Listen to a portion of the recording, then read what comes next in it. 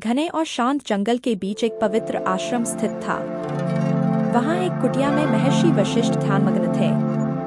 कुटिया के बाहर उनके शिष्य एकत्र थे, अपने गुरु की शिक्षाओं को सुनने के लिए उत्सुक। एक शिष्य ने विनम्रतापूर्वक कहा, गुरुदेव, हमने अग्नि पुराण के पवित्र ज्ञान के बारे में सुना है।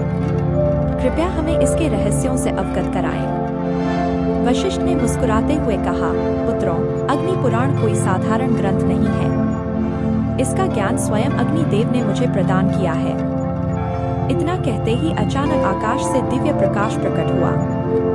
अग्निदेव प्रकट हुए, उनके चारों ओर आग की लपटें और तेजस्वी आभा बिखरी हुई थी। उनका मुकुट अग्नि की लपटों जैसा चमक रहा था।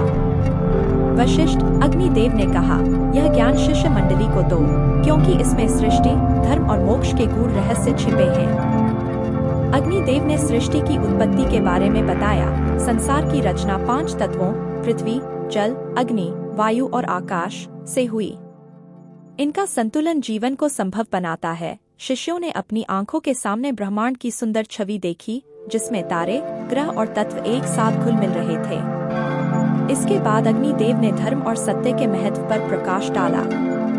उन्होंने राजा हरिश्चंद्र की कथा सुनाई, जिन्होंने सत्य और धर्म के लिए अपना राजपाट और सुख शांति त्याग दी। शिष्यों ने देखा कि राजा हरिश्चंद्र अपना मुकुट और सिंहासन त्यागते हुए कितने विनम्र और दृढ़ निश्चयी थे, जबकि जनता की आंखों में आंसू थे। अंत में अग्निदेव ने वशिष्ठ से कहा, इन शिष्यों को तत्वों के संतुलन, कर्म के चक्र और सत्य के महत्व की शिक्षा दो। इस ज्ञान का उपयोग मानवता के कल्याण के लिए होना चाहिए।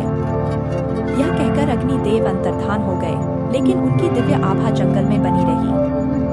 महर्षि वशिष्ठ ने शिष्यों को अपने पास बुलाया और अग्नि पुराण की शिक्षाएं देना आरंभ किया।